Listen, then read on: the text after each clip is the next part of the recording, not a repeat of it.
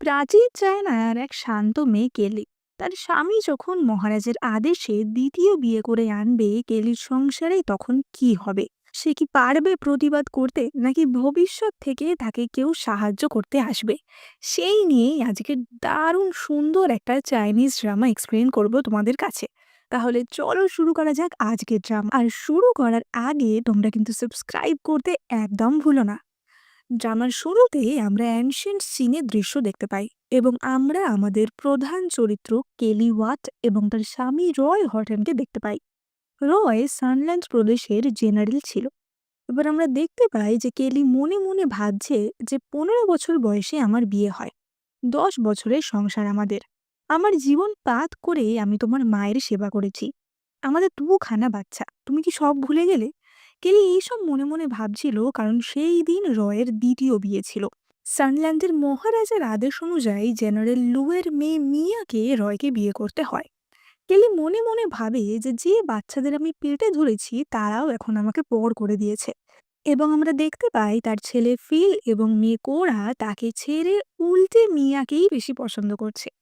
Feel মিয়াকে বলে যে আমরা এবার থেকে তোমাকেই মা বলে ডাকবো, তুমিই আমাদের স্কুল থেকে নিতে যাবে, তাহলে কেউ আর আমাদের তোর মা কুৎসিত এইসব বলে খ্যাপাবে না। আসলে কেলির গালে একটি ক্ষতর দাগ ছিল এবং সেটা রয়কে বাঁচানোর জন্যই তার গালে হয়েছিল। কেলের শাশুড়িও তাকে বলে যে এমন একটা খুশির দিনে তুমি মুখ গোমড়া করছো কেন? তুমি জানো রয়কে কত লোকে কত কি বলে কারণ ওর বউ এরকম পোড়ামুখী।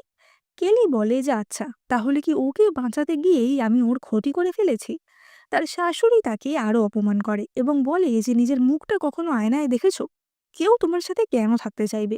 তুমি রয়ের যোগ্যই না, তোমার উচিত তোর জীবন ছেড়ে চলে যাওয়া। এবং এইসব অপমান সহ্য করতে না পেরেই কেলি তার স্বামীর দ্বিতীয় বিবাহের দিন ঠিক করে সে আর বেঁচে থাকবে না। সে বলে আজকের পর থেকে আমি আর জেনারেল হটনের স্ত্রী না, আমি কেলি ওয়াট। এবং সে একটি লেকে ঝাঁপ দিয়ে আত্মহত্যা করার চেষ্টা করে। এবং তারপরেই আমরা 2024 সালে ফিরে আসি এবং কেলিকে দেখতে পাই। কেলি যে কিনা একজন ডিভোর্স লয়ার এবং সে তার কাজে অত্যন্ত পারদর্শী।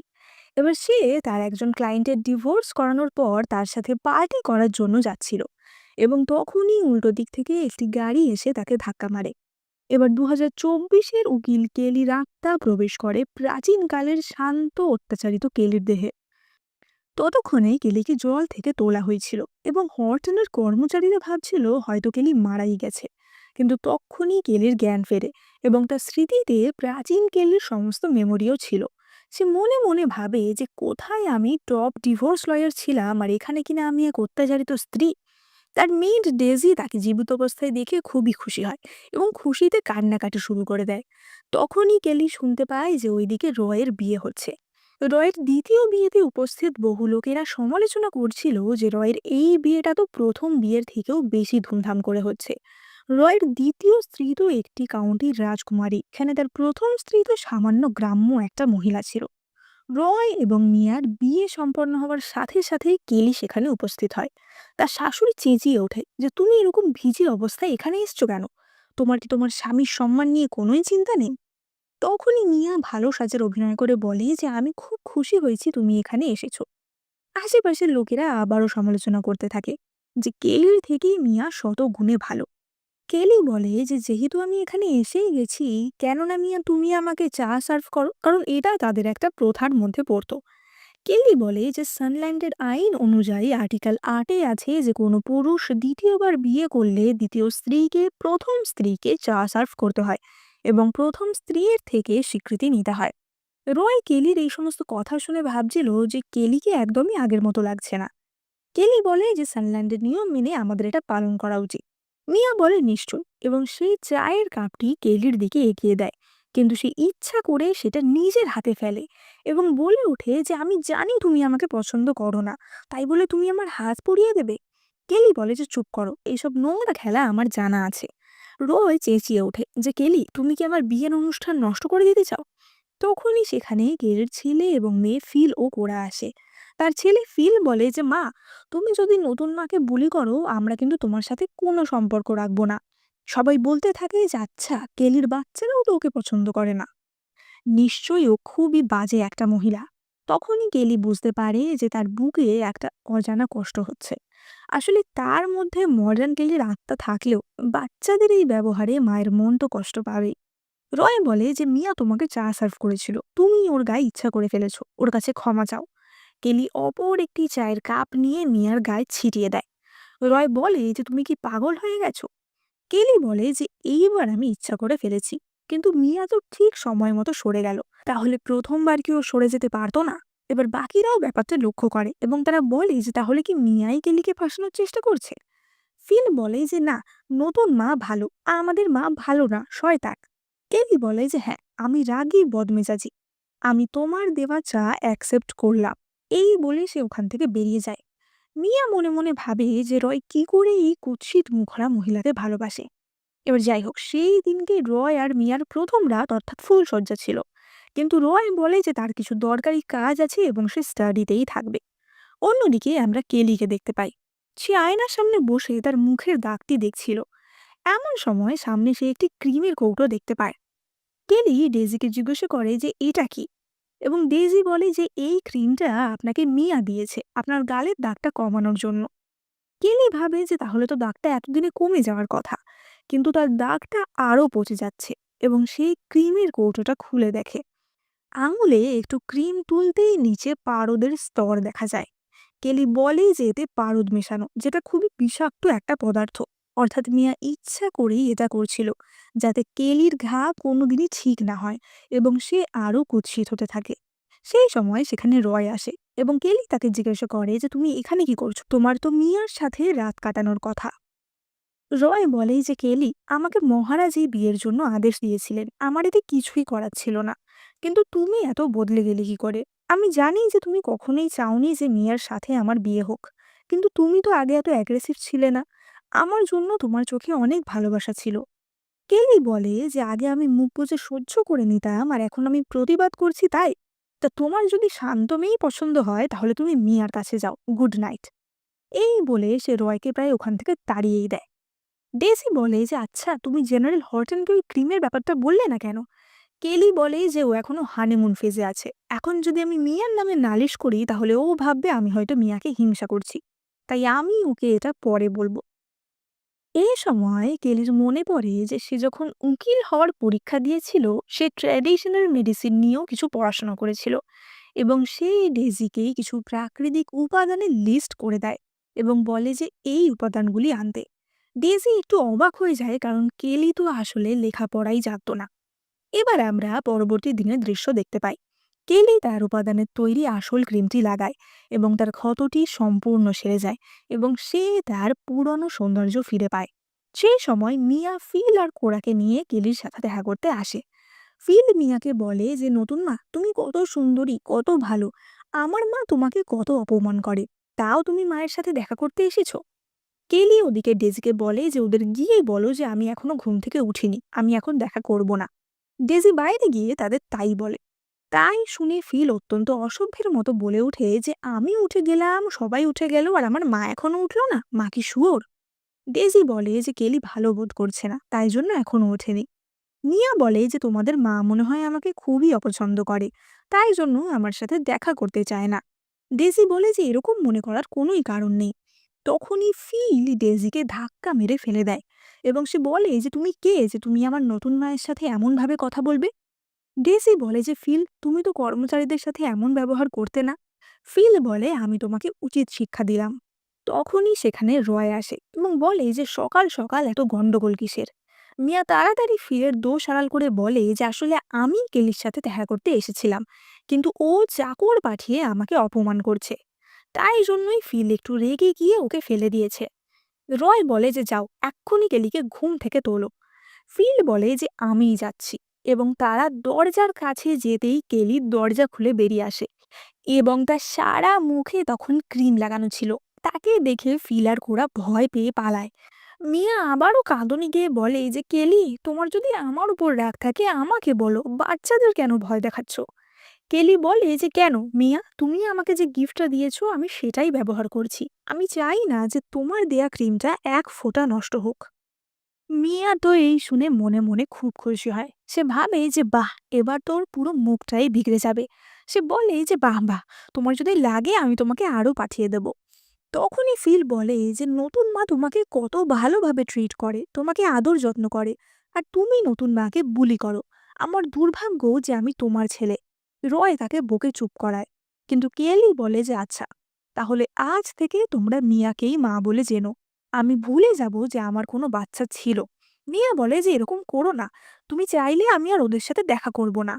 ফিল আর কোরা মিয়াকে জড়িয়ে ধরে এবং বলে যে না, আমরা নতুন মায়ের সাথেই থাকতে চাই। রয় ও কেলিকে বলে যে দেখো, মিয়া তো বাচ্চাদের দেখভাল করে তোমারই বোঝা কমাচ্ছে। তুমি সবসময় মিয়ার সাথে খারাপ ব্যবহার করো কেন? তুমি তো ওর সাথে একটু ভালো ব্যবহার করতে পারো। কেলি বলে যে ভালো ব্যবহার ঠিক আছে, আজকে আমি সবচেয়ে ভালো ব্যবহার করব। সে ফিল আর কোরাকে জিজ্ঞাসা করে যে তোমরা আজ বেছে নাও, তোমরা কাকে চাও, মিয়াকে নাকি আমাকে? ফিল আর কোরা বলে যে আমরা নতুন মাকেই চাই। কেলি বলে যে ঠিক আছে, আজ থেকে আমি আর তোমাদের মা নই। মিয়া একটু অবাক হয়, কারণ সে জানতো যে ফিল আর কোরা কেলির সবচেয়ে কাছের মানুষ, তার প্রাণের টুকরো। কিন্তু কেলি আর কিছু না বলেই তার ঘরে ঢুকে যায়। রয় বলে যে মহারাজা তার এবং মিয়ার বিয়ের খবর পেয়েছেন এবং তিনি রয় এবং পুরো পরিবারের সাথেই দেখা করতে চান। মিয়া বাইরে থেকে বলে যে কেলি, ভয় পেও না, তুমি বিয়েতে যে সিন ক্রিয়েট করেছো মহারাজকে ভালো করে বুঝিয়ে বলো, উনি নিশ্চয়ই তোমাকে ক্ষমা করে দেবেন। এবং সে একটি পর্দা ডেজিকে দেয় এবং বলে যে কেলিকে এটা পড়তে বলো, কারণ কেলির মুখের যে অবস্থা, কেউ রাজবাড়িতে নিশ্চয়ই ওর মুখ দেখতে চাইবে না। ওইদিকে আমরা কেলিকে দেখতে পাই, যার অজান্তেই তার চোখ থেকে জল পড়ছিল। সে মনে মনে ভাবে যে রয়ের মতো একজনের জন্য সে এখনো কেন কষ্ট পাচ্ছে। তার উচিত রয়কে ডিভোর্স দিয়ে দেওয়া। ডেজি তখনই বলে যে ডিভোর্স? কিন্তু তুমি তো জেনারেল হটনকে খুবই ভালোবাসো। কেলি বলে যে যে মানুষটার জন্য আমি মৃত্যুর দোরগোড়া অবধি পৌঁছে গেছিলাম তাকে আমার জীবনে রাখার আমার কোনো দরকার নেই। এই কথা শুনে ডেজি খুব কাঁদতে থাকে এবং বলে যে যবে থেকে তুমি এই বাড়িতে বিয়ে হয়ে এসেছো, একদিনের জন্য তুমি খুশি থাকোনি। তারপর যেদিন থেকে মিয়া এসেছে সেদিন থেকে তো আরো কষ্টে আছো। কেলি বলে যে দেখো, দোষটা মিয়ার না, মিয়া না এলে অন্য কেউ আসতো। আসলে সৌন্দর্য না থাকলে ভালোবাসাও আর থাকে না। আমার উচিত রয়কে ডিভোর্স দিয়ে দেওয়া। এই বলে কেলি না কাপটি পরে নেয় এবং ডেজিকে বলে যে মিয়া যদি আরো কোনো ক্রিম দেয় সেটা নিয়ে নেবে। এবার আমরা হটন পরিবারের খাবার টেবিলের দৃশ্য দেখতে পাই, যেখানে সকলেই উপস্থিত ছিল। কিন্তু কেলি তখনও আসেনি, তাই তার শাশুড়ি রাগ করে এবং বলে যে ও এখনো আসেনি কেন, ওর জন্য কি আমাকে বসে থাকতে হবে? মিয়া তখনই তার শাশুড়ির পাতে একটি চিংড়ি মাছ তুলে দেয় এবং বলে যে মা, রাগ করবেন না। এবার তার শাশুড়ি এতে খুশি হয় এবং বলে যে মিয়া খুবই ভালো, কেলির মতো কুৎসিত অশিক্ষিত না। তখনই কেলি সেখানে আসে এবং দেরি করে আসার জন্য তার শাশুড়ির কাছে ক্ষমা চায়। কিন্তু তার শাশুড়ি বলে যে তোমাকে বসতে কে বলল, তোমার জন্য সবার দেরি হয়েছে, তাই তুমিও এখন খাবে না, আগে আমাদের খাবার সার্ভ করো। কেলি বলে যে কেন, আপনার তো নতুন বৌমা আছে, তাকেই বলুন। এই বলে সে খেতে বসে পড়ে। কিন্তু তার শাশুড়ি তাকে থামিয়ে দেয় এবং বলে যে তোমার স্বামী এখনো খাওয়া শুরু করলো না আর তুমি খাচ্ছ, আগে আমাকে টোফুটা দাও।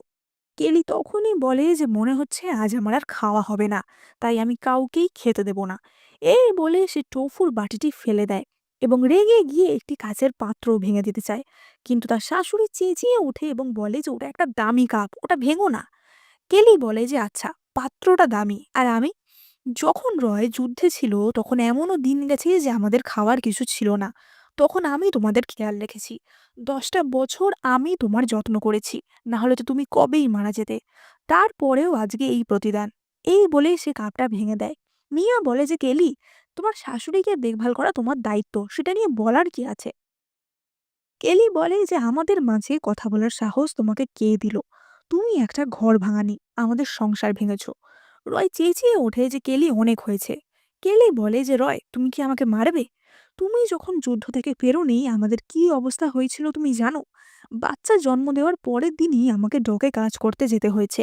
আমাদের কাছে কোনো খাবার থাকতো না, তাও তোমার মা যেটুকু থাকতো তার অর্ধেকের বেশি খেয়ে নিত। আমাকে না খেয়ে দিন কাটাতে হয়েছে। রয় বলে যে আমি এগুলো জানি, এর জন্য আমি তোমার কাছে ঋণী। কেলি বলে যে আর কিভাবে তুমি এই ঋণ শোধ করবে? তখনই একজন কর্মচারী এসে বলে যে গাড়ি তৈরি হয়ে গেছে এবং তারা সবাই রাজমহলের উদ্দেশ্যে রওনা দেয়। এবার আমরা রাজমহলের দৃশ্য দেখতে পাই এবং মহারাজ রিচার্ড জেনকে দেখতে পাই। মহারাজ তাদের দেখে বলে যে বাহ, তোমাদের কি সুন্দর বড় একটা ফ্যামিলি। তোমাদের দেখে রাজকুমার কেভিনের বোঝা উচিত যে ওর এবার বিয়ে করার বয়স হয়ে গেছে। সঙ্গে সঙ্গে মিয়া তেল দেওয়ার জন্য বলে যে রাজকুমার অসামান্য ভাগ্য নিয়ে জন্মেছেন, ওনার নিশ্চয়ই খুবই ভালো জায়গায় বিয়ে হবে। মহারাজ এবার কেলিকে খেয়াল করেন এবং জিজ্ঞাসা করেন যে তুমি কি রয়ের বিয়েতে সিন ক্রিয়েট করেছিলে? মিয়া একটা কাউন্টির প্রিন্সেস, রয় আমাদের নর্থার্ন পোর্টের জেনারেল, আর ওদের বিয়েটা আমাদের দেশের জন্য একটা সুখবর। তোমার সাহস হয় কি করে সেই বিয়েতে বাধা দেওয়ার? কেলি সঙ্গে সঙ্গে হাঁটু গেড়ে ক্ষমা চায়। ওদিকে মিয়া আবারও ভালো সেজে বলে যে কেলির কোনো দোষ নেই, ওকে আপনি মাফ করে দিন। ফির সঙ্গে সঙ্গে বলে যে নতুন মা, তুমি মার হয়ে কথা বলো না।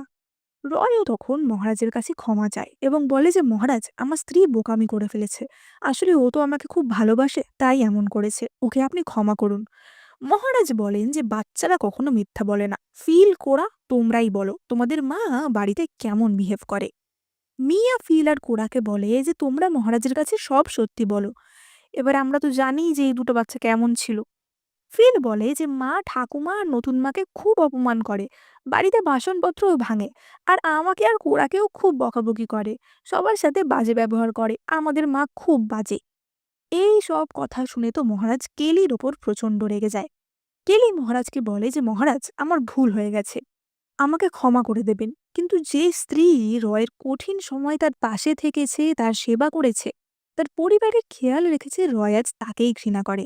আমাকে বাড়ির চাকরানির মতো খাবার পরিবেশন করতে বলা হয়েছে, যেখানে আমি কিনা এই বাড়ির গৃহকর্ত্রী। লোকে যারা আমাদের চেনে না তারা ভাববে যে হর্টন পরিবারে বউকে অত্যাচার করা হয়, আর অন্যরা ভাববে মহারাজ হয়তো তার সৈনিকদের ঠিক মতো মাইনে দেন না। এবার মহারাজ বলেন যে রয়, এটা কি সত্যি? দ্বিতীয় বিয়ে মানে কিন্তু এই না যে তুমি তোমার প্রথম স্ত্রীকে ছেড়ে দেবে, তাকে চাকরানির মতো করে রাখবে।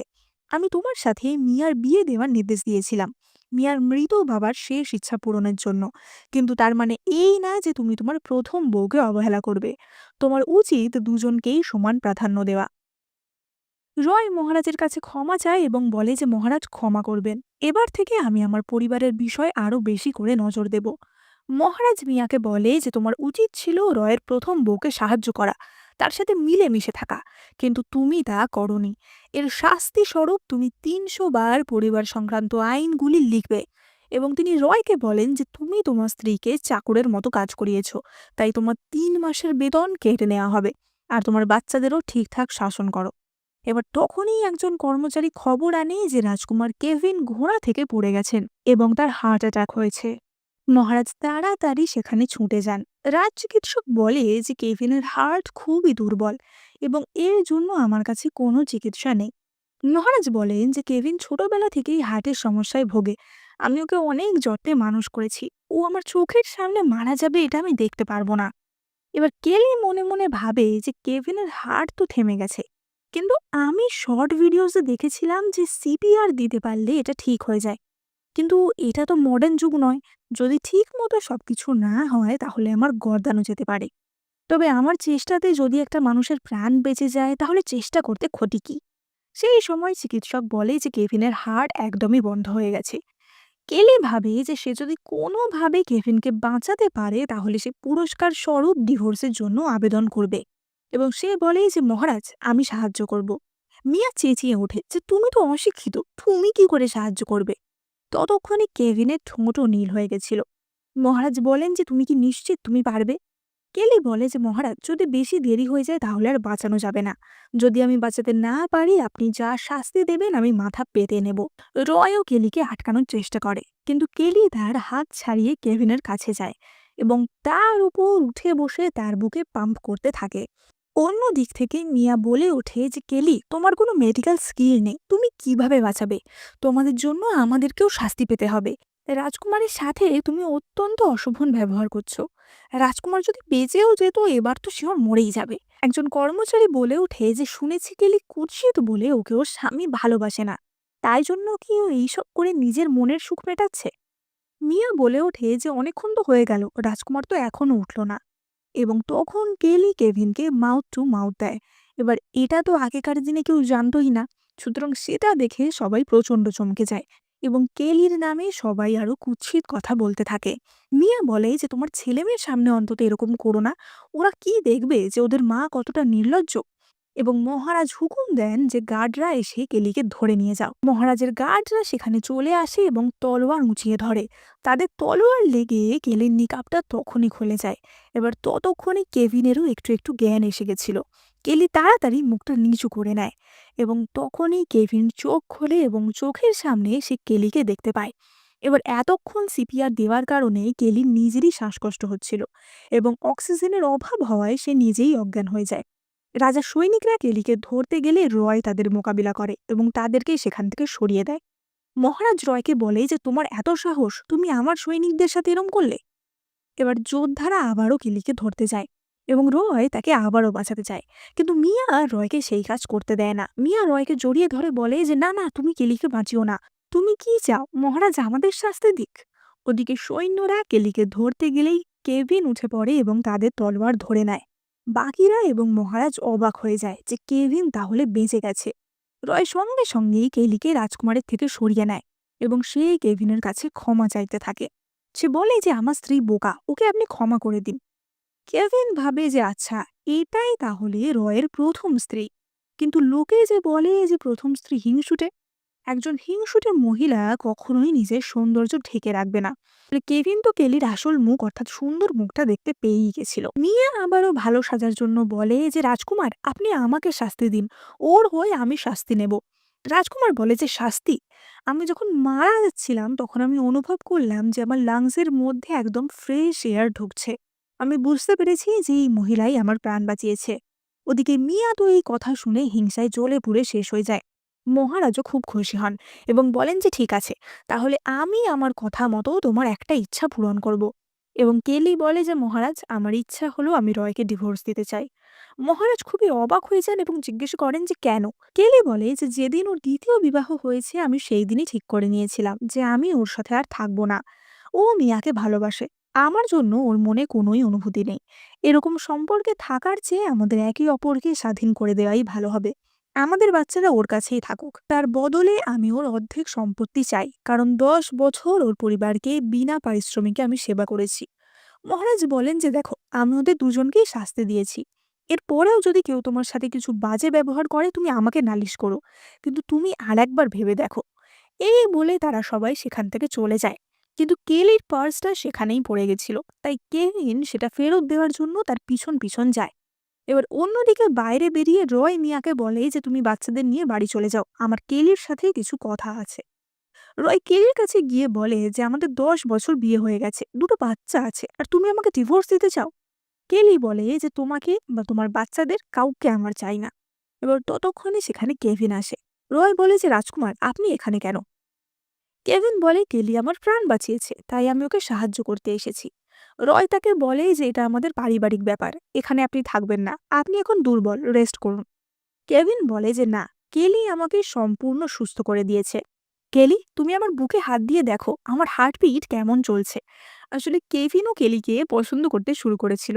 তখনই কেভিন কেলিকে তার পার্সটি ফেরত দিতে যায় এবং কেলি বলে যে এটা তুমিই রাখতে পারো। এই শুনে তো কেভিন খুবই খুশি হয়, কিন্তু রয় তার থেকে পার্সটা কেড়ে নেয়। এবার তাদের এই খুনসুটির মাঝে কেলি খেয়াল করে যে একটি লোক একটা গরিব বাচ্চাকে রাস্তার মাঝখানে খুব মারছে।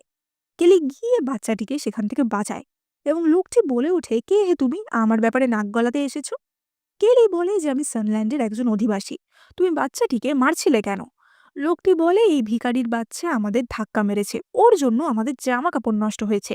লোকটির সাথে একটি মহিলা ছিল। মহিলাটি কেলিকে দেখে বলে যে আরে, এই মহিলার মুখ ঢাকা কেন, নিশ্চয়ই খুব বাজে দেখতে, মানুষ দেখার যোগ্য না। কেলি বলে যে হ্যাঁ হতে পারে, কিন্তু তাতে আমার কিছু আসে যায় না, কারণ আমার সামনে এখন যারা দাঁড়িয়ে আছে তারা তো মানুষই না। তোমরা এখনই বাচ্চাটার কাছে ক্ষমা চাইবে, না হলে আমি পুলিশ ডাকবো। লোকটি বলে যে তুমি জানো আমি কে? কেলি বলে যে কে তুমি? লোকটি বলে আমি জেনারেল রয় হর্টনের স্ত্রী মিয়ার দূর সম্পর্কের আত্মীয়। কারো এত সাহস হবে আমাকে শাস্তি দেওয়ার? বাকি আশেপাশের লোকেরাও বলে যে মিস্টার লো যেদিন থেকে সানল্যান্ডে এসেছে সবাইকে বুলি করছে, কিন্তু কেউ ওকে কিছু বলার সাহস পায় না। তা লো কেলিকে বলে যে এক্ষুনি আমার কাছে ক্ষমা চাও। কেলি বলে যে সানল্যান্ডের নিয়ম অনুযায়ী সব নাগরিক সমান, কেউ ছোট না কেউ বড় না। মিস্টার লো বলে যে আমি মানব না নিয়ম, কি করবে তুমি? কেলি বলে যে মহারাজ এই দেশের ন্যায্য নিয়ম অনুযায়ী চালান, নিয়ম অমান্য করা মানে মহারাজকেও অমান্য করা। ও, আপনি কি করতে চান আমি বুঝেছি, আপনি কি বিদ্রোহ করতে চান? মিস্টার লো এই কথা শুনে ভ্যাবাচাকা খেয়ে যায় এবং বলে আমি এই কথা কখন বললাম? যতই হোক কেলি একজন টপ উকিল ছিল। কেলি বলে যে আপনি তো নিজেই বললেন যে নিয়ম মানবেন না, কারো ক্ষমতা নেই আপনাকে শাস্তি দেওয়ার। সেটা কি আইন আর মহারাজের অসম্মান নয়? ততক্ষণে সেখানে সানল্যান্ডের নিয়ম রক্ষকরা চলে আসে, কিন্তু তারাও মিস্টার লোকে চিনত, তাই তারা কিছু করতে সাহস পায় না। এবং তখনই কেভিন সেখানে এগিয়ে আসে। কেভিন সৈনিকদের ইশারা করে দেয় যাতে সৈনিকরা তার সামনে বো না করে। মিস্টার লো তো কেভিনকে চিনত না। সে বলে যে তুমি আবার কে? কেভিন বলে যে আমিও সানল্যান্ডের একজন নাগরিক, অবলার উপর অত্যাচার আমাদের দেশে মানা যাবে না। লো বলে যে একজন মুখ ঢাকা কুৎসিত মহিলা আর একজন দুর্বল সিং, এরা নাকি আবার আমার বিচার করবে, এমন চর মারবো না। এই বলে সে কেভিনকে চর মারতে যায়, কিন্তু তখনই রয় তার হাত ধরে নেয় এবং বলে যে সেই সাহসও তুমি করো না। রয়কে দেখেই লো ভয় পেয়ে যায়। রয় তাকে বলে যে তুমি আমার আত্মীয়, তোমাকে তো আমি ঠিক চিনতে পারলাম না। লো বলে যে আসলে আমি তোমার বিয়েতে এসেছিলাম, কিন্তু আমি হচ্ছে মিয়ার অনেক দূর সম্পর্কের আত্মীয়, বিয়েতে তাই জন্য তোমার সাথে ভালো করে কথা হয়নি। রয় সৈনিকদের জিজ্ঞাসা করে যে এর শাস্তি কি হবে। সৈনিকরা বলে যে উনি যদি ব্যাপারটা ব্যক্তিগতভাবে মিটমেট করে নেন তাহলে ভালো, না হলে ওনাকে অ্যারেস্ট করা হবে। কেলি বলে যে আমি ব্যক্তিগতভাবে সেটেল করতে চাই এবং তার জন্য লোকে 20,000 টাকা জরিমানা দিতে হবে। লো বলে যে আরে বাচ্চাটার তো এমন কিছুও লাগেনি, তো 20,000 টাকা কেন দেব? কেলি বাচ্চাটিকে বলে যে ব্যথা লাগার অভিনয় করো এবং বাচ্চাটিও কান্নাকাটি শুরু করে দেয়। কেলি বলে যে বাচ্চাটির চিকিৎসা খরচ বাবদ 5,000 টাকা, আর ওর উপর যে মানসিক অত্যাচার হলো তার ক্ষতিপূরণ আমার লাগবে। এবার তখনকার দিনে তো মেন্টাল ট্রমার কম্পেনসেশন সম্বন্ধে কেউ জানতো না। আশেপাশের লোকেরা খুবই অবাক হয়, কিন্তু তারা সবাই বলে যেটা ঠিক কথা, বাচ্চাটির ওপর প্রচন্ড মানসিক টর্চার হয়েছে। লো চাপে পড়ে 20,000 টাকা দিতে বাধ্য হয় এবং সে তাড়াতাড়ি টাকা দিয়ে সেখান থেকে পালাতে চায়। কিন্তু কেলি তাকে থামিয়ে বলে দাঁড়াও, এখনো আর একটা সমস্যা বাকি আছে। কেলি বলে যে সানল্যান্ডের আইন অনুযায়ী পেজ 7 ভলিউম 5-এ লেখা আছে রাস্তায় যদি কেউ গণিকা নিয়ে ঘোরে তাহলে তাকে 50টা চাবুকের বাড়ি দেওয়া হবে, আর যদি কেউ রাজকুমারকে অপমান করে তাহলে তাকে 20বার চাবুক মারা হবে। লো সঙ্গে সঙ্গে সেই মহিলাকে ধাক্কা মেরে সরিয়ে দেয় এবং বলে যে কোথায় রাজকুমার, কোথায় রাজকুমার, আমি কখন রাজকুমারকে অপমান করলাম? তখনই কেভিন বলে যে আমি এখানকার রাজকুমার।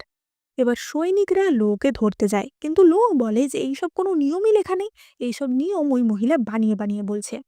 কেলি বলে যে যদি এখানে কারো কাছে আইনের বই থাকে তাহলে এক্ষুনি বের করে দেখো। ভিড়ের মধ্যে একজন ছিল যে কিনা আইন নিয়েই পড়াশোনা করছিল এবং সে আইনের বই বার করে দেখে যে সত্যি এই নিয়মগুলো লেখা আছে এবং কেলি সবগুলি কথা ঠিকই বলেছে এবং এই কথা অনুযায়ী লোকে অ্যারেস্ট করা হয়। কেলি বাচ্চাটিকে উঠিয়ে বলে যে টাকাটা নাও আর এটা সাবধানে রাখবে। বাচ্চাটি টাকা নেয় না এবং সে কেলির হাত ধরে বলে যে তোমার কোথাও লাগেনি তো, আমি জেমস। কেলি ভাবে যে আমার বাচ্চারাও তো আমার খোঁজ নেয় না, আর এই অচেনা বাচ্চাটা আমার খেয়াল রাখছে। কেলি বলে যে তুমি টাকাটা নাও। বাচ্চাটা বলে যে না, তুমি আমার প্রাণ বাঁচিয়েছো, এটাই অনেক। আমার মা বলেছে বেশি লোভ না করতে। সে তার ভিক্ষার পাত্র দেখিয়ে বলে যে আমার কাছে পয়সা আছে। কেলি বলে যে তোমার মা কোথায়? জেমস বলে যে আমার মা মারা গেছে। এই বলে সে কাঁদতে থাকে। কেলি তাকে জিজ্ঞাসা করে যে তুমি কি আমার বাড়ি আসবে? রয় বলে উঠে যে তুমি কি বলছো, তুমি জানো তুমি কি বলছো? জেমস কেলিকে বলে যে তুমি আমার মা হবে। কেলি বলে যে হ্যাঁ, আমি জেমসকে অ্যাডপ্ট করব। রয় চেঁচিয়ে ওঠে যে তাহলে ফিল আর কোরার কি হবে? কেলি বলে যে কেন, ফিল আর কোরার তো নতুন মা আছে। কেভিন এই সবকিছুই শুনছিল। সে বলে যে রয় তুমি ঘাবড়াচ্ছ কেন, তোমাদের পরিবারে তো মাত্র একজন সদস্যই বাড়বে। রয় বলে যে না, আসলে সেটা না, বাচ্চা অ্যাডপ্ট করতে তো রাজকীয় স্বাক্ষর লাগে। কেভিন বলে যে ঠিক আছে, এই ব্যাপার হলে আমি আমার বাবাকে বলে দেব। এবং সে কেলিকে বলে যে চলো, আমি তোমাদের বাড়ি পৌঁছে দিচ্ছি। তাদের তিনজনকে দেখে রয়ের প্রচন্ড হিংসা হয় এবং সে ভাবে যে আচ্ছা, ওদের তিনজনকে দেখেই তো ফ্যামিলি মনে হচ্ছে। এবং সে সঙ্গে সঙ্গে গিয়ে কেলিকে গ্যারেজ থেকে নামিয়ে নেয় এবং বলে যে তোমার স্বামী থাকতে তুমি অন্য কারোর সাথে কেন যাবে? এবার তারা জেমসকে নিয়ে বাড়ি ফিরে আসে। জেমসকে দেখে ফিল আর কোরা বলে যে এটা কোন ভিখারিকে নিয়ে এসেছো, এ মা কি বাজে গন্ধ। রয়ের মাও চেঁচিয়ে ওঠে যে এটা কাকে বাড়ি নিয়ে এসেছো, আমাদের কি কোনো মান সম্মান নেই? রয় তখন মিথ্যা করে বলে যে আমি বাচ্চাটিকে অ্যাডপ্ট করেছি, কারণ বাচ্চাটি আমাদেরই এক মৃত সৈনিকের ছেলে। এই কথা শুনে রয়ের মায়ের ভুল পুরোপুরি বদলে যায় এবং সে বলে যে তাহলে তো আমাদের ওর খেয়াল রাখা উচিত, এবং বলে যে জেমস, মিয়া আজ থেকে তোমার মা। কিন্তু জেমস কেলিকেই জড়িয়ে ধরে। কেলি বলে যে আমি ওর খেয়াল রাখবো, কিন্তু তার শাশুড়ি বলে যে তুমি তো নিজের ছেলে মেয়েরই খেয়াল রাখতে পারো না, তো তুমি অন্যের বাচ্চার কি খেয়াল রাখবে। কিন্তু জেমস কেলিকেই জড়িয়ে ধরে এবং বলে যে আমি আমার মাকে ছাড়া কোথাও যাব না। রয় তখন মিথ্যে করে বলে যে আসলে জেমস যে সৈনিকের সন্তান তাদের বাড়িতে কেলি মাঝে মাঝে যেত, তাই জন্য ও শুধু কেলিকেই চেনে। তার শাশুড়ি বলে যে আচ্ছা ঠিক আছে, কিন্তু যদি শুনেছি জেমসের কিছু অসুবিধা হয়েছে আমি কিন্তু তোমাকে ছাড়বো না। কেলি জেমসকে নিয়ে চলে যায়, কিন্তু তখনই রয় কেলির ঘরে আসে এবং বলে যে আমি আজ এই ঘরে ঘুমোবো। কেলি জেমসকে স্নান করার জন্য পাঠিয়ে দেয় এবং রয়কে বলে যে তুমি জেমসকে রাখতে আমাকে সাহায্য করেছো বলে এই নয় যে তোমাকে আমি এখানে থাকতে দেব। রয় বলে যে তুমি কি আমাকে এতটাই অপছন্দ করো? আমরা বিবাহিত, আমি কি চাইলে এখানে থাকতে পারি না? কেলি তাকে সরিয়ে দেয় এবং বলে যে জেমস আজ আমার সাথে শোবে, তুমি এখান থেকে যাও। এই সময় আমরা জেমসকে দেখতে পাই যে মনে মনে ভাবে যে মা যদি আমার বাবার রানী হতো তাহলে কতই না ভালো হতো। পরবর্তী দৃশ্যে আমরা দেখতে পাই যে কেলি তার গালের ক্ষতটি ঠিক হয়ে যাওয়ার পরেও নকল একটি ক্ষত আঁকছিল, এবং তখনই সেখানে জেমস আসে। কেলি তাকে বলে যে তুমি কি আমার ক্ষতটা দেখে ভয় পেয়ে গেছো? এবং জেমস বলে যে না মা, ভালো মানুষেরা কখনোই মানুষের রূপ দেখে কাউকে বিচার করে না। ক্ষত থাকতেও তুমি সবচেয়ে সুন্দরী, কিন্তু তোমার কি এখানে ব্যথা করছে? কেলি বলে যে বোকা ছেলে, এটা আমি এঁকেছি। কেলি জেমসকে দেখে বলে যে আচ্ছা তোমাকে দেখে তো মনে হচ্ছে না যে তুমি সানল্যান্ডের ছেলে, তুমি কি অন্য কোথাও থেকে এসেছো? জেমস মনে মনে ভাবে যে আমার বাবা আমাকে কখন নিতে আসবে। না না, এখন মাকে কিছুই বলা যাবে না। আমরা বুঝতে পারি যে জেমসের কোনো গোপন পরিচয় ছিল। অন্যদিকে আমরা মিয়াকে দেখতে পাই যে কিনা প্রচণ্ড রেগেছিল, কারণ রয় একদিনও তার ঘরে আসতো না। তাই জন্য মিয়া প্ল্যান করে কেলিকে আরও অপদস্থ করতে হবে। সে বলে যে জেমস একজন শহীদের সন্তান, ওর যদি কিছু হয়ে যায় তাহলে কেলির খবর আছে। এবার আমরা পরদিনের দৃশ্য দেখতে পাই। জেমস তার মা অর্থাৎ কেলির সাথে ঘুড়ি নিয়ে খেলা করছিল। এমন সময় ঘুড়িটা উঁচু পাথরের ওপর আটকে যায়। এবার জেমস সেটা খুঁজতে খুঁজতে সেখানে আসে এবং সে পাথরের উপর উঠে যখন ঘুড়িটা নামাচ্ছিল তখনই ফিল এসে তাকে ধাক্কা মারে এবং ফেলে দেয়। ফিল তাকে এক লাথি মারে এবং বলে যে এইটা তোমার শাস্তি আমার বাবা মার সামনে ভালো সাজার জন্য। আসলে আমরা ফ্ল্যাশব্যাকে দেখতে পাই যে মিয়াই ফিলকে উস্কেছিল। মিয়া ফিলের সামনেই বলছিল যে দেখো, জেমসকে মনে হয় কেলি ফিলের থেকেও বেশি ভালোবাসে। এবার এই সব কথাতেই হিংসা করে ফিল এই কাজটা করেছিল, এবং তখনই কেউ একজন পাথর ছুঁড়ে জেমসের মাথা ফাটিয়ে দেয়। এবার কেলি জেমসকে খুঁজতে খুঁজতে সেখানে আসে এবং জেমসকে এই অবস্থায় দেখে কেলি প্রচণ্ড ভয় পেয়ে যায়। ততক্ষণে মিয়াও তার শাশুড়িকে নিয়ে সেখানে চলে এসছে। এবার মিয়ার খাস কর্মচারী জেনি বলে যে আমি নিজের চোখে দেখেছি কেলি জেমসকে ধাক্কা মেরে ফেলেছে, এবং তারা এসে কেলিকে নানা অপমানজনক কথা বলতে শুরু করে। বাড়িতে তাড়াতাড়ি চিকিৎসক ডাকা হয়। চিকিৎসক বলে যে জেমস এখন বিপদের বাইরে, কিন্তু ওর যত্ন প্রয়োজন। কেলির শাশুড়ি কেলিকে ঠাস করে এক চড় মারে এবং বলে যে তোমার লজ্জা করে না? রয় বাড়িতে নেই আর তুমি ওর দত্তক সন্তানকে মেরে ফেলার চেষ্টা করেছো, রাক্ষসী মহিলা। মিয়া ঢং করে কাঁদতে কাঁদতে বলে যে জেমস একজন শহীদের সন্তান, তুমি ওর সাথে কিভাবে এমন করতে পারো? কেলি বলে যে আমি জেমসকে ঠেলে ফেলেছি, তার প্রমাণ তোমাদের কাছে আছে। জেনি তখন বলে যে আমি নিজের চোখে দেখেছি তুমিই ওকে ঠেলেছো। কেলি বলে যে ঠিক আছে, যদি তাই হয় তাহলে এক্ষুনি তোমরা কোর্টে চলো, কোর্টেই প্রমাণ হবে। তার শাশুড়ি বলে যে লজ্জা করে না? তুমি চাও যে আমাদের পরিবারের ব্যাপার সবার সামনে আসুক? রয় আসলেই আমি ওকে বলবো যেন ও তোমাকে ডিভোর্স দিয়ে দেয়। এবার ততক্ষণে রয় সেখানে চলে আসে এবং মিয়া এবং তার শাশুড়ি মিলে রয়ের কাছে কেলির নামে নানা রকম নালিশ শুরু করে। কিন্তু রয় বলে যে তোমাদের নিশ্চয়ই কিছু ভুল হচ্ছে, কেলি কখনোই এমন করতে পারে না। তখনই জেমসের জ্ঞান ফিরে আসে। জেমসের জ্ঞান ফিরতেই সে তার মাকে খোঁজে। কেলি তাকে জিজ্ঞাসা করে যে তোমাকে কে ধাক্কা মেরেছে বলো। জেমস মিথ্যা করে বলে যে আমি নিজে নিজেই পড়ে গেছি। মিয়া তখনই কেলিকে বলে যে তুমি তোকে ভয় দেখিয়ে রেখেছো, ও তো সত্যি বলার সাহসী পাবে না।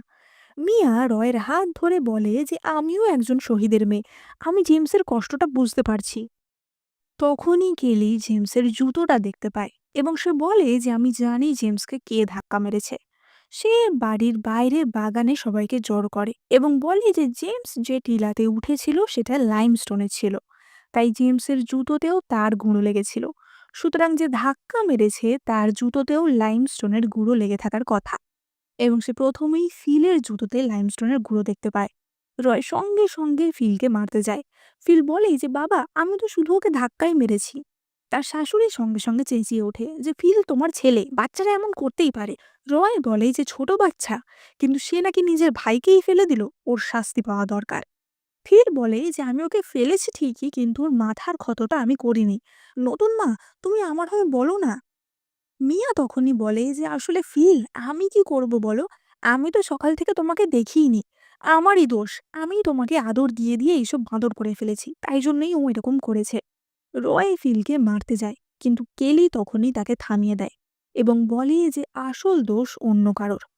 কারণ আমি যখন জেমসকে প্রথম দেখলাম, জেমসের মুখ ওপরের দিকে ছিল, অর্থাৎ পড়ে গিয়ে তার মাথায় চোট লাগেনি, কারণ মাথার চোটটা কপালের ওপর ছিল। ফিল তখনই বলে যে হ্যাঁ, কেউ একজন পাথর দিয়ে ওর মাথায় মেরেছিল। মিয়া বুঝতে পারে সে তখনই ধরা পড়ে যেতে পারে, তাই জন্য সে শয়তানি করে তার কর্মচারী জেনির ঘাড়ে সব দোষ চাপিয়ে দেয় এবং তাকে দিয়ে সব দোষ স্বীকার করতে বাধ্য করে। শাস্তি স্বরূপ রয় জেনিকে তার বাড়ি থেকে তাড়িয়ে দেয় এবং সে বলে যে ফিল দুষ্টুমি করেছে, ওকেও শাস্তি পেতে হবে, এবং তাকে স্কেল দিয়ে মারে। তার ঠাকুমা সঙ্গে সঙ্গে আসে এবং বলে যে ফিলকে মেরো না। রয় বলে যে কোনো বাচ্চা যদি দুষ্টুমি করে শুধু তার দোষ না, তার বাবারও দোষ, তাহলে আমারও শাস্তি পাওয়া দরকার, এবং সে নিজেকেও জোরে জোরে মারতে থাকে। রয় বলে যে ফিল আর কোরাকে নিজেদের ঘরে বন্ধ করে দাও, যতক্ষণ না আমি বলবো ওরা ঘর থেকে কেউ বেরোবে না। এবার তারা যে যার নিজের ঘরে চলে যায়। রয় কেলির ঘরে যায় এবং বলে যে আমারও চোট লেগেছে, আমাকে ওষুধ দাও। কেলি বলে যে আমার কাছে আর ওষুধ নেই, মিয়ার কাছে যাও, আমার ডিভোর্স চাই। রয় তাকে কাছে টেনে নিয়ে বলে যে সত্যিই কি তুমি ডিভোর্স চাও? কেন, তুমি কি অন্য কারো কাছে যেতে চাও?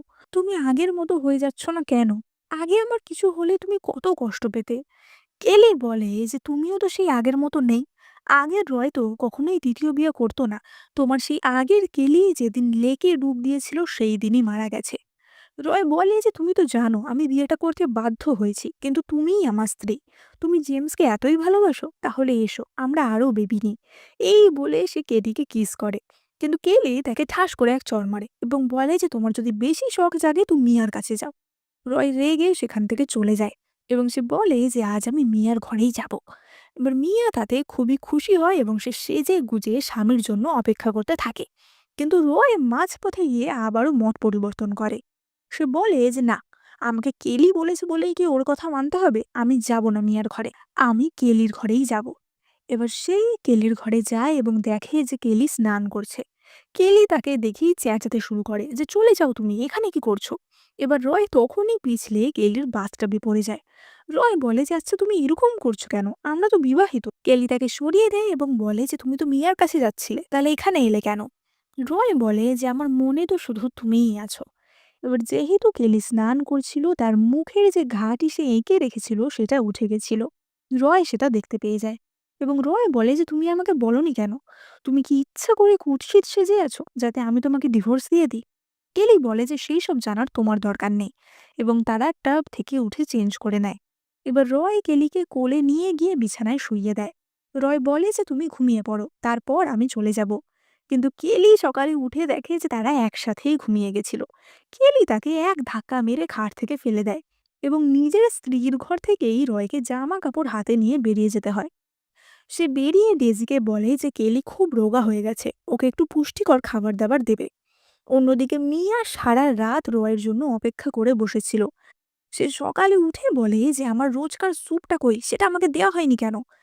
তার কর্মচারী বলে যে জেনারেল হটার নির্দেশ দিয়েছে যে আজ থেকে ভালো ভালো খাবারগুলি কেলিকে দেয়া হবে।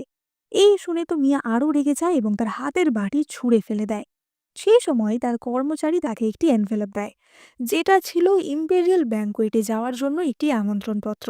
মিয়া আমন্ত্রণপত্র খুলে দেখে যে তাতে কেলির নাম লেখা আছে। এবার তাদের জন্য রাজপ্রাসাদ থেকে অনেক উপহারও এসছিল। মিয়া বলে সবকিছু আমার ঘরে নিয়ে আসো। সমস্ত দামি গয়না, মালা, কাপড় সে নিজের জন্য রেখে দেয়। উপহারের মধ্যে একটি অপূর্ব চুলের কাঁটাও ছিল, যেটায় পিজিয়ান্স ব্লাড রুবিও লাগানো ছিল।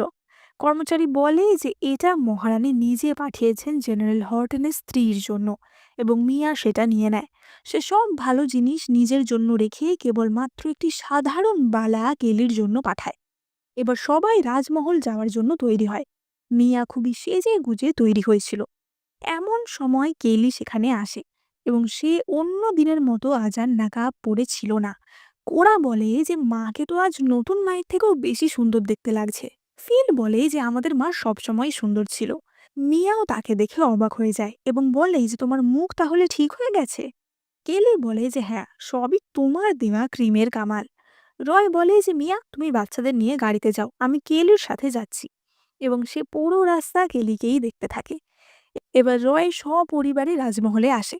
রাজমহলের সদস্য লেডি লুনা তাদের ওয়েলকাম করতে আসে। তিনি বলেন যে মিয়া এত সেজেছে আর কেলি কেন এত সাধারণ জামাকাপড় পরেছে। জেনারেল হর্টন, আপনি কি আপনার দুই বউকে দুই রকম ভাবে ট্রিট করেন?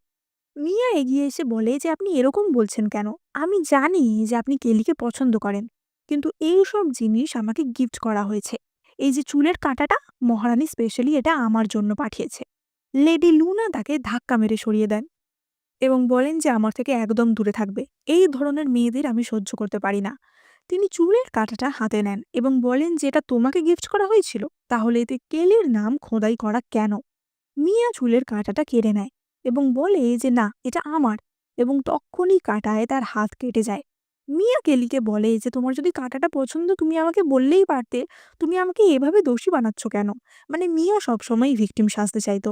এবার তখন কেলি বলে যে রাজপ্রাসাদ থেকে সব আসা উপহার তোমার ঘরেই ছিল, তো আমি কি করে জানবো কোনটা কার? এই কথা শুনে রয় অবাক হয়ে যায় এবং সে মিয়াকে বলে যে তুমি একাই সব উপহার নিয়ে নিয়েছো। মিয়া বলে যে না, আসলে সেটা না, আমি তো কিছুটা রেখে ওর জন্য পাঠিয়েছিলাম। তাছাড়া ওর এই কুৎসিত মুখে এই সুন্দর কাঁটা মানাতও না। কেলি তখন বলে যে তাহলে তোমার জানা উচিত ছিল যে পিজিয়ান্স ব্লাড রুবি তার মালিকের সাথে আবদ্ধ থাকে। মিয়া বলে যে মানে? লেডি লুনা বলে যে তুমি এটুকুও জানো না?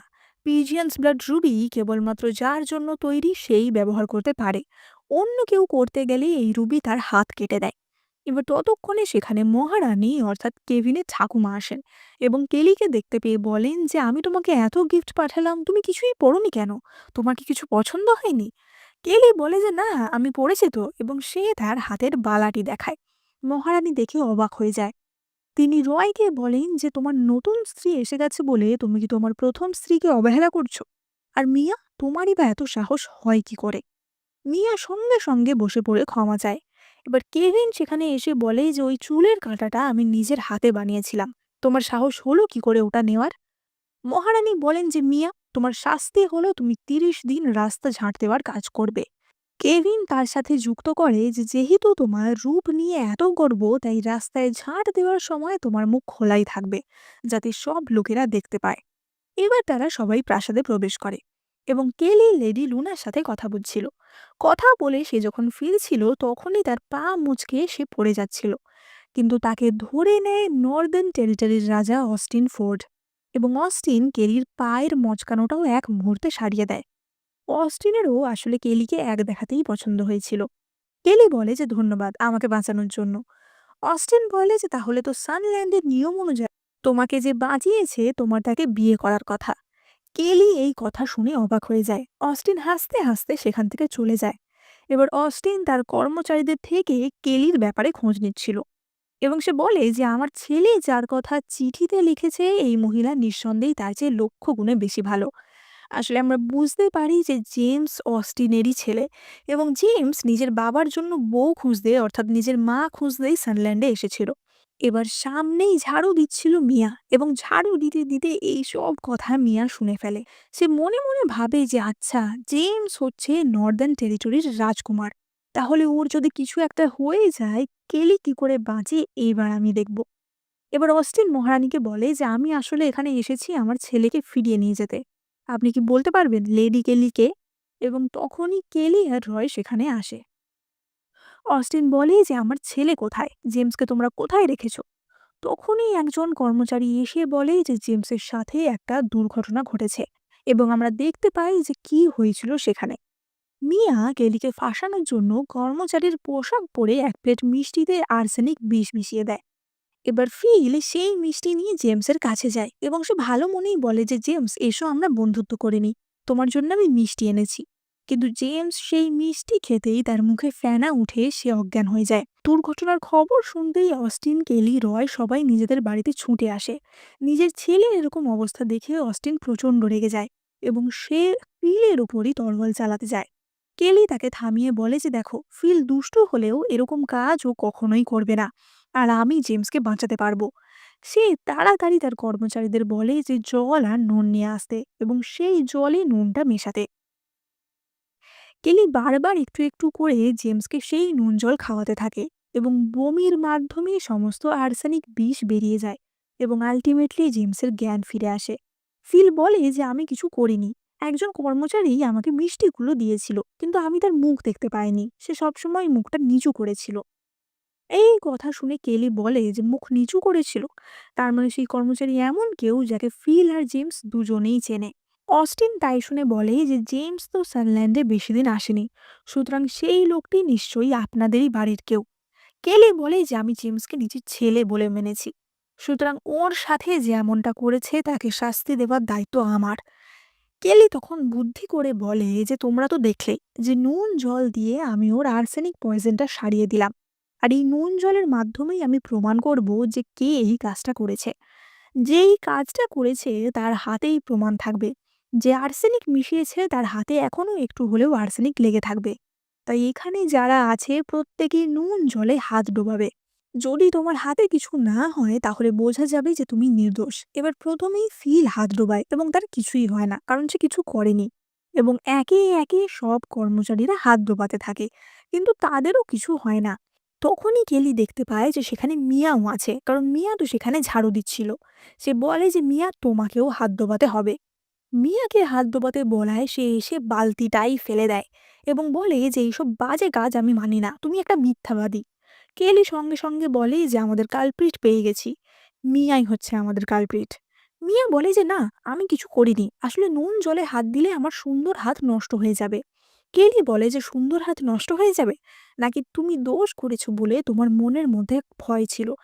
আসলে নুন জলে কিছুই হবে না, কিন্তু এটা শুধুমাত্র আমি সাইকোলজিক্যালি প্লে করেছি। যে কিনা দোষী হবে তার মনের মধ্যে ভয় থাকবে, সে কখনোই নুন জলে হাত ডোবাবে না। এবার তখনই কেভিন মহারাজকে নিয়ে সেখানে আসে এবং কেভিন বলে যে আমি দেখছি, এবং সে দেখে যে মিয়ার হাতে নখের তলায় আর্সেনিকের প্রমাণ। এবং এই সময় ফিল শেষ প্রমাণটা দেয়। ফিল বলে যে যখন আমি এখানে এসেছিলাম এখানে একটা পার্স পড়েছিল, সেই পার্সটা আমি রেখে দিয়েছি, এবং সে সেই পার্সটা তার মাকে দেয় এবং কেলি দেখতে পায় সেই পার্সের ওপর মিয়ার নাম লেখা। আসলে মিয়া যখন এই সমস্ত আর্সেনিক মেশাচ্ছিল তার কাছ থেকে তার নিজের পার্সটা পড়ে গেছিল, এবং এর থেকেই প্রমাণ হয়ে যায় যে মিয়াই এই সমস্ত শয়তানি করেছে। মিয়া বলে যে ফিল, আমি তোমাকে কত ভালোবাসতাম আর তুমি কিনা আমাকে ফাঁসাচ্ছ।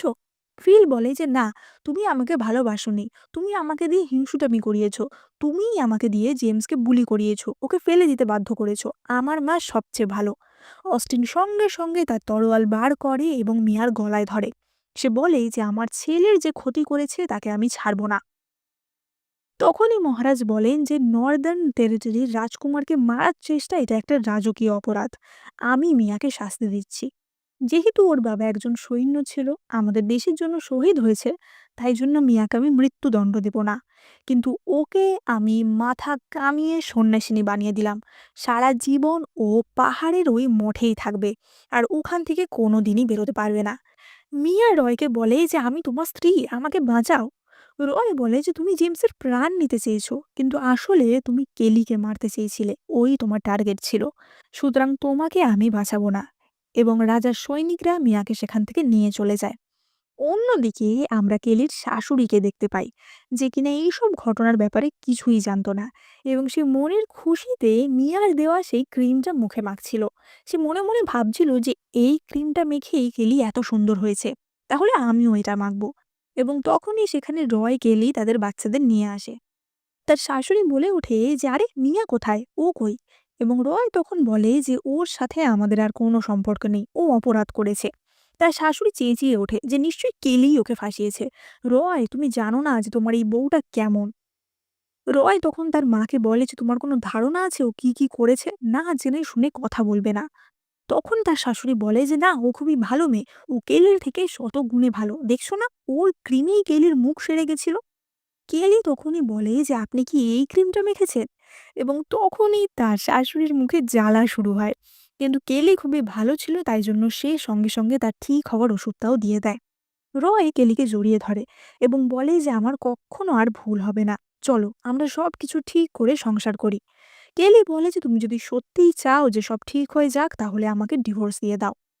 এবার আমরা লাস্ট সিনে দেখতে পাই জেমস তার বাবার সাথে ফিরে যাবে বলে কেলি তার জন্য খুব সুন্দর খাবার দাবারের আয়োজন করেছিল এবং সেখানে ফিল আর কোরাও আসে। কেভিন, রয় আর অস্টিনও সেখানে আসে, কিন্তু তারা তিনজনই তো কেলিকে পছন্দ করত, তাই তাদের মধ্যে একটা খুনসুটি লেগেই ছিল। অস্টিন কেলিকে বলে যে, "আমার মনে হয় তুমি আমাদের দেশের সবকিছুর সাথেই খুব ভালোভাবে মানিয়ে নিতে পারবে জেমস। এই তোমার নতুন মা হলে কেমন হয়?" এবং এই কথা শুনে জেমসও তো প্রচন্ড খুশি হয়। রয় তখনই চেঁচিয়ে বলে যে, "এই ভুলে যেও না, কেলি কিন্তু এখনো বিবাহিত।" কেভিন তখন হাসতে হাসতে বলে যে, "হ্যাঁ তা তো জানি, আর আমি তো ডিভোর্সেরই ওয়েট করছি।" এবং এখানেই এই ড্রামাটি শেষ হয়। তো তোমাদের কি মনে হয়? কেলির এই ৩ জনের মধ্যে কাকে চুজ করা উচিত? তার কি রয়কে ডিভোর্স দিয়ে দেওয়া উচিত? নাকি তার উচিত রয়ের সাথেই সংসার করা? সেটা কিন্তু কমেন্ট করে জানাতে একদম ভুলবে না। আর তোমাদের জন্য এই চ্যানেলে আমি অনেক মজাদার romantic emotional Chinese drama explain করে থাকি। তাই তোমরা এক্ষুনি লাইক, শেয়ার, সাবস্ক্রাইব, কমেন্ট করে দিতে একদম ভুলো না। দেখা হচ্ছে পরের ভিডিওতে।